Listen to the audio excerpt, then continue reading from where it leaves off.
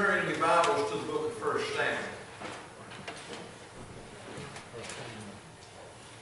There's a gentleman in the Old Testament. I mentioned it from time to time in my messages as a picture of God's wonderful grace. He got something that he didn't deserve. And that's kind of what grace is. God gives us grace we really don't deserve it. And the blessings of a relationship that he received because of that. I need to be turning and not talking. But anyway, 1 Samuel chapter 18, and then we're going to roll over to 2 Samuel. 1 Samuel chapter 18. We'll break this outline down. I think it's 5 parts. It might be 6. Can't remember. But anyway, the story of how he was brought into a wonderful relationship that was not of any of his doing. Okay? This relationship begins, and that's all you hear. You don't read any more about Mephibosheth except in these particular chapters. But there's a story behind his life, and that's what we want to look at tonight. Some parts of it, especially the later part, are complicated, but still he represents a picture of God's amazing grace that has been given to sinners. 18:1, here's what it says. And it came to pass, when he had made an end of speaking unto Saul, that the soul of Jonathan was knit with the soul of David, and Jonathan loved him as his own soul. This is important because Mephibosheth is the son of Jonathan. Now, Jonathan and David's relationship has been celebrated throughout the Bible. It's talked about how there was nobody that loved each other anymore. It was kind of ironic because Saul, who was Jonathan's dad, wanted to see David dead. And it was all because of jealousy. But in the midst of that, Jonathan had to go against his father's wishes and befriend David, and at times even help keep him alive. So, Mephibosheth, who he was, you say it real fast, you get tongue-tied. He was the son of Jonathan, who was David's best friend, and he was the father of God's anointed king, Saul. Okay? So that's who he was. Okay?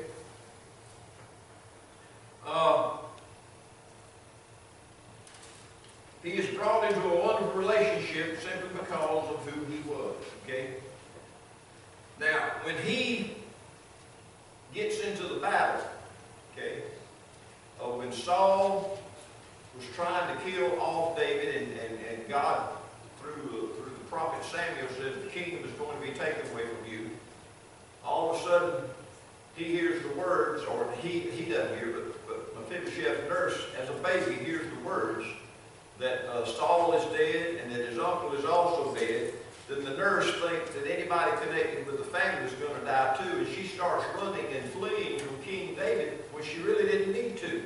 You see, there was an essence of fear there on her life. But as she was running, she fell, and Mephibosheth hit his feet, broke them up, and he became lame for life. Okay? So that's how he got to the place that he was. Okay? He has a relationship with Saul, a relationship with Jonathan, and he's going to give way to King David, who is going to be anointed the next king. Now run on over with me to 2 Samuel 4.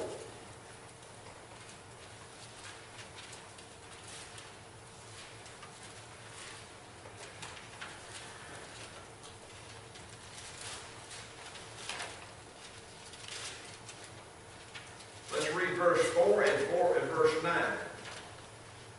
And Jonathan, Saul's son, had a son that was lame of his feet. He was 5 years old when the tidings came of Saul and Jonathan. Both had been killed out of Jezreel. And so at that time, she was fearful of her life because commonly any king who came into power would kill off all the lineage. And this would have included Mephibosheth. And so the nurse began running with her and fell, and her nurse took him up and fled. And it came to pass as she made haste to flee that he fell out of her arms and became lame, and his name was Mephibosheth. So that was the condition that put him where he was. Unable to walk, unable to take care of himself from a child.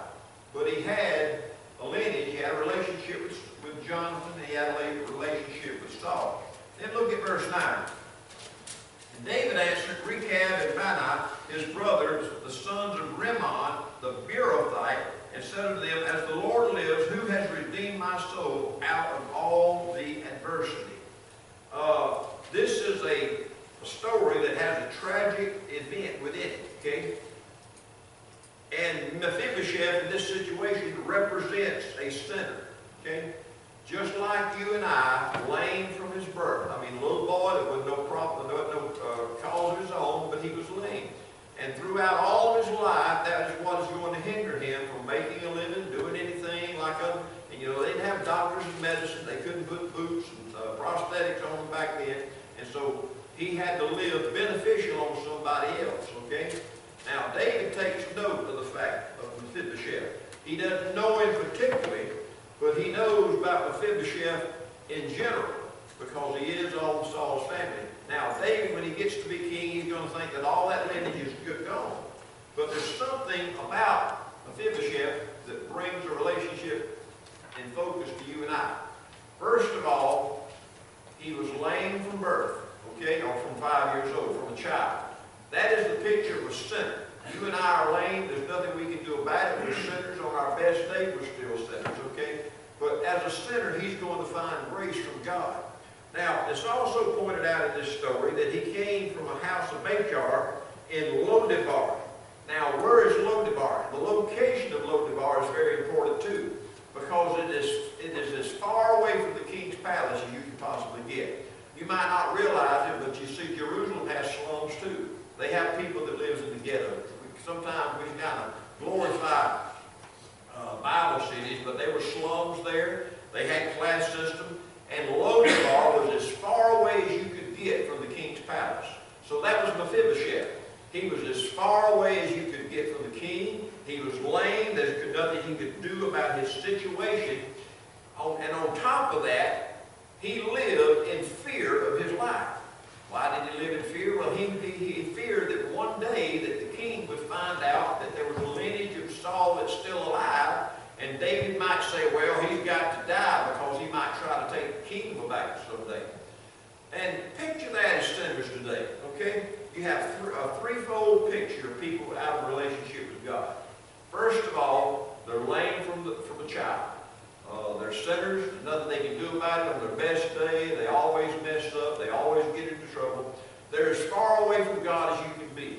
They grew up away from God. They didn't have godly parents to raise them knowing the Lord, and so they're as far away from God. And you and I know those people that just lives total sinful life that you wonder if God even knows they're existing. And the third part is they have fear in their hearts. How do they express that fear? Well, they stay away from God. I mean, you heard them say, if I went to church, you know, the roof would fall in. That expresses a spiritual goal in a person's heart, or not a goal, but a spiritual idea in a person's heart, that they have a fear of God. They just fear coming to church because they fear what God might do to them. And not talking about getting saved, but they're talking about because of their sinful life. And so he was lame from his birth or from his childhood. He lived as far away from God as he could, and he lived with a total fear of the king.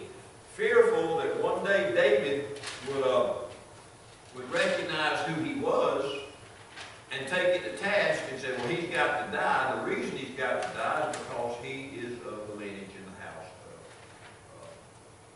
of Saul. Okay?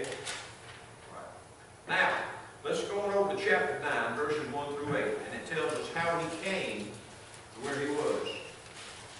2 Samuel 9, 1 through 8.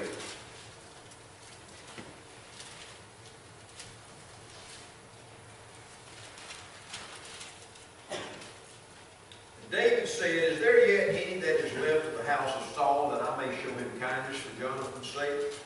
You see, his fear of David was totally unbased, or what's the word? Yeah, unfounded. That's a good word I'm looking for.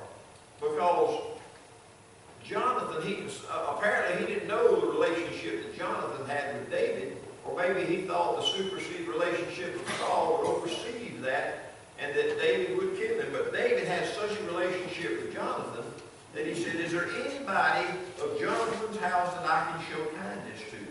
And there was in the house of Saul a servant whose name was Ziba. Now Ziba is an unusual character. We're going to talk about him a little bit more in just a minute. He was a landowner. He was pretty rich, a well-to-do guy who had Mephibosheth living as a servant of his. And when they had called him unto David, the king said unto him, Art thou Ziba? And he said, Thy servant is he. The king said, Is there not yet any in the house of Saul, that I may show the kindness of God unto him? And Ziba said unto the king, Jonathan has yet a son, which is lame on his feet. And the king said unto him, Where is he? And Ziba said unto the king, Behold, he is in the house of Machir, the son of Ammiel, in Lodebar. And like I said, the location was as far away from the palace as you could get. So the helpless plight of Mephibosheth was this. He was fearful of the king, afraid of David and what David would do. He was living in the slums, as far from goodness that you could possibly get, lame, unable to take care of himself, unable to do anything for himself. But yet, David is going to show him grace and mercy. So that's just like Jesus. I mean, we're as far away from God as we can get. We're down in the slums of sin, and all of a sudden Jesus says, No, you don't understand. I love you. I don't want to judge you. I want to bless you. I want to give you eternal life. You know, I don't want to send you to hell. I want you to live with me in heaven. And so he comes and he gives grace to us as sinners, something we do not deserve, but he blesses us with it anyway. Okay? Now, you know the difference. I'm not talking about mercy, I'm talking about grace. Something that we don't deserve that he gives to us. Okay? Totally gives to us. And he says, where did I stop reading? Verse 5. And now when Mephibosheth, the son of Jonathan, the son of Saul, was coming to David, he fell on his face and reverenced him. And David said, Mephibosheth, he said, Behold your servant. David said unto him, Fear not, I will surely show thee kindness for Jonathan thy father's sake, and I will restore thee all the land of Saul thy father, and thou shalt eat bread at my table continually. And he bowed himself and said, What is thy servant, that thou shouldst lookest upon him like a dead dog as I am? So Mephibosheth said, I don't deserve this. But look, he gave him grace, and on top of grace, he gave him all the benefits and the blessings of the house, of the lineage of the royalty. He said, as long as you live, I'm going to give you all the land that belonged to your grandfather, and I'm going to bless you, and as long as you live, you're going to eat at my table. Now, Mephibosheth is just like a sinner. He said, I don't deserve all this. He said, I'm like a dead dog. I don't deserve nothing. I live in Lodebar. I can't even work for a living. He said, listen, all that's not important. What's important is I'm bestowing on you all these blessings, and I'm doing it for your daddy's sake, for Jonathan. When God comes in and saves us as sinners, he lifts us out of Lodebar. He lifts us into a place of right standing. He doesn't do it for our sake. He does it all for his son's sake. He says, for Jesus' sake, I restore you to the place of right standing. And it's all because of the relationship that I have with Jesus. And so, he gave him continual dining. I mean, think about that. That's why we come to church, to be fed spiritually. And freely we can come and we can feast at the table of the Lord all the time. We just feast on God's Word continually. And oh God, Lord, I just don't deserve all the blessings that you rain down upon me. He said, that's all right. Now you know what grace is. Getting something you don't deserve. Getting blessings regardless of who you were and what sin you lived in. I'm restoring everything to you. I'm giving you a home in heaven. I'm giving you a place at the banqueting table. That's shouting words right there. But it's just a blessing that God had given. Here's what the songwriter said. He saw me ruined by the fall, yet loved me notwithstanding all. He saved me from my lost estate. His loving kindness, oh, how great. Now, it was all of David. Wasn't nothing to him, okay? He just saw it, okay? He sent for him. He came to the king. He bowed down before him and said, from this moment on, Mephibosheth, you are blessed. Hallelujah. That's the way God does. He sees us in our sins. We come to him. We fall down before him. And he blesses us beyond measure. He blesses us with salvation. He blesses us with forgiveness. He blesses us with love and mercy. He blesses us with each other. And the blessings just continue to roll on us. That's God's love in action right there. Now, this is only the beginning, okay? It keeps on. He cultivates this. 2 Samuel 9, 9 through 12. Then the king called to Ziba. Now I told you Ziba. Ziba was the rich landowner, and Mephibosheth was actually a servant that lived there. Saul's servant, and said unto him, I've given unto my master's son all that pertained to Saul and to all his house. Thou therefore and thy sons and thy servants shall till the land for him. And thou shalt bring in the fruits that thy master's son may have the food to eat. But Mephibosheth, thy master's son, shall eat bread always at my table. Now Ziba had 15 sons and 20 servants. I need to quit reading. Yeah, two more verses. Then said Ziba unto the king, according to all that my lord the king has commanded his servant, so shall thy servant do. As for Mephibosheth, said the king, he'll eat at my table as one of the king's sons. And Mephibosheth had a young son whose name was Micah, and all that dwelled in the house of Ziba were servants unto Mephibosheth. See, the tables were kind of turned. He was living, benefiting. He was actually the landowner. But now he said, no, it's all going to be better for him now. Everything that he had lost was given back. And the continual blessing just kept on coming. He said, come and dine. The Father has the table spread, and he just says, keep coming and keep coming and keep coming and keep dining. Now, as the blessings came, guess what? Enemies came too. You see, there's people and spirits that always wants to rob the blessings that God has bestowed upon us. So go to 2 Samuel 16 and let's read verses 1 through 4.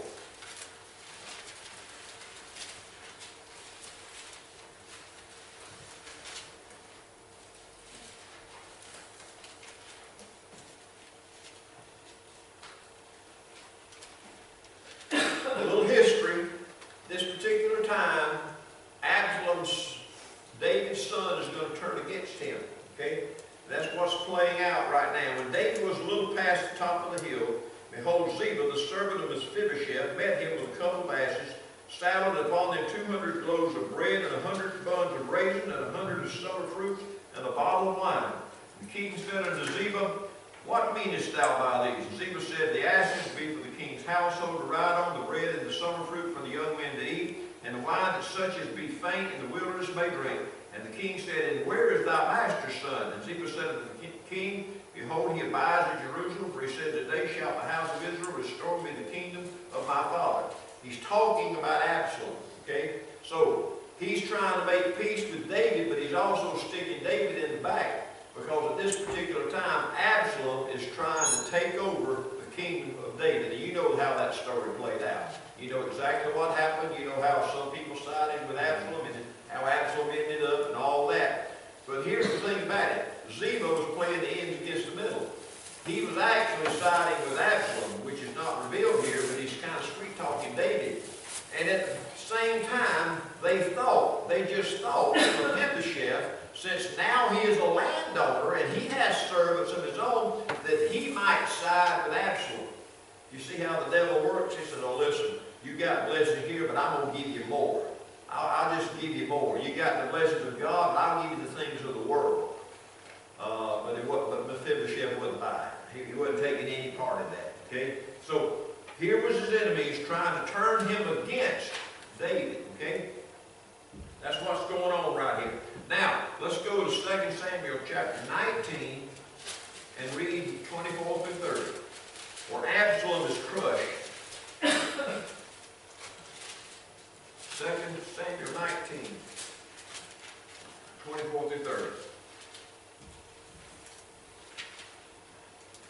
And Mephibosheth, the son of Saul, came down to meet the king, and had neither dressed his feet, nor trimmed his beard, nor washed his clothes from the day the king departed until the day he came again in peace.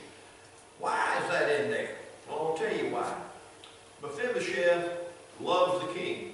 The king has done so much for him, and they thought that he might turn against him and be on the side of Absalom. Now, Absalom's about to be crushed, but Mephibosheth shows his siding with the king.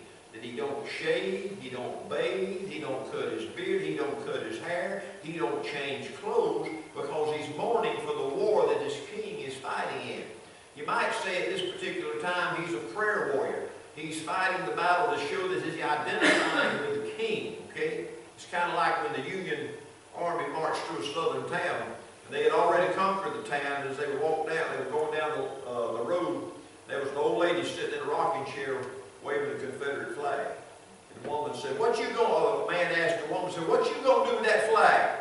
He said, "I'm going to show whose side I'm on." So Mephibosheth is identifying with the suffering that David is going through. This was not an easy period in David's life, okay? But Mephibosheth is showing that he is siding with him, he's with him, he's for him, and he's against Absalom, and he's kind of in a suffering mode. And so he doesn't shave. He said, "Oh, I want my king back. I want my king to defeat this." And he doesn't side with Absalom. He sides with his spiritual father at this time, which is David, his king. He stays with him. Let's read on. "And it came to pass when he was come to Jerusalem to meet the king said unto him, Wherefore wentest thou not thou with me, Mephibosheth? And he answered, My lord, O king, my servant deceived me." Who was his servant? Ziba.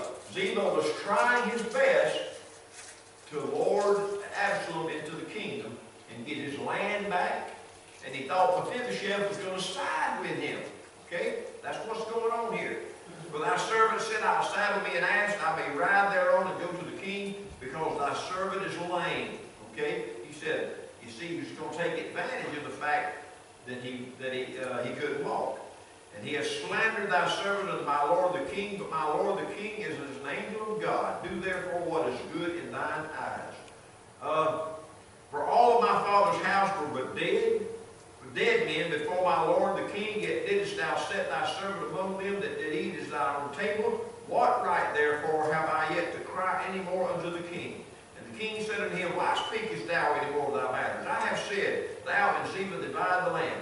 And Mephibosheth said unto the king, Yea, let him take all, for as much as my lord the king is come again, peace unto his own house." Now, what has transpired here? Okay. The war between Absalom and David. Okay? Mephibosheth goes into a mourning period. He comes out and meets the king. He said, why are you like this? What are you doing? He says, "Oh, king," he said, "listen, Ziba came and he tried to turn me.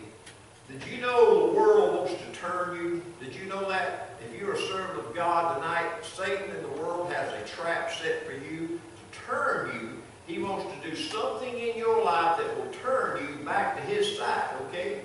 Well, guess what? Mephibosheth said, "Listen, he didn't have a prayer, David." He said, "I don't care what he has, if he can win the battle, I will be loyal to you, David." Now that's the kind of loyalty that we owe the Lord Jesus Christ. It doesn't matter what happens to us, just like Job said, "Though he kill me, I'm going to serve him." Doesn't matter what happens. When I give my heart and life to Jesus Christ, ain't nothing of the world, nothing of the devil, nothing of anything that's going to turn me back from serving and honoring my King, who is the Lord Jesus Christ. So that's what transpired. Absalom got beat. You can read it in the Psalms. You know, everything that happened in the book of Psalms was a tragedy in David's life. Very seldom did he write about anything that was good. He was fighting the lions over the sheep. He was fighting King Saul, running for his life, as we saw last night. Then he fights Absalom time and time again. But he comes out on top. And he will come out on top if we trust and serve him with all of our heart. In other words, listen, don't be turned. Don't let Ziba, don't let Absalom, and all these people try to transpire and plot against you to take your joy, your relationship with Christ away. You just say, "Lord, I don't care what goes, what happens. It doesn't matter what happens. I'm going to trust God. I'm going to put my faith in Him." So that's the loyalty that Mephibosheth was given to David in the last verses. That's what he was telling him. David, there wasn't nothing they could give me. They could have gave me land. They could have gave me jewels. They could have given me anything. I love you, David, and I'm going to serve you. So that's our answer to the world. We're sinners saved by grace. God has blessed us with His blessings. The world comes and tries to turn us, and we tell the world, "You ain't got nothing that you can offer me because of all the goodness that God has given me." That's it. Any questions? Any comments? Now you have to really read the this. It's all there. And we just read the parts that dealt with Mephibosheth. Did Mephibosheth ever turn to God? I think he did. Don't you? I don't know the rest of the story. Well, it basically ends. You don't hear anything about Mephibosheth after that. But I